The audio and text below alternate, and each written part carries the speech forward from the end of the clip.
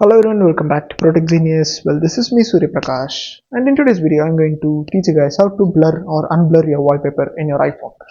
Well, if your wallpaper is blurred like mine, then do not worry, I will help you resolve it. But if you guys want to blur your wallpaper voluntarily, you can do that also. So the first thing is you have to navigate to the settings, and in here you have to scroll down. Right now I'm using iOS 18, but if you guys are using iOS 26, the steps are going to be the same. You just click on the wallpaper, and in your wallpaper you just have to click on the customize option. In this right side, as you can see, we have an option known as blur. This is what blurs our wallpaper. If this is turned on, your wallpaper would be just like mine, blurred. You can just turn it off here and your wallpaper would be back to normal. So this is how you unblur your wallpaper. But if you want to blur it, you just have to click on this button and boom, your wallpaper has been blurred.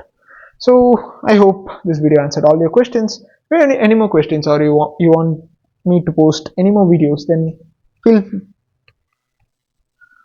free to leave it in the comment section. I would be glad to help you.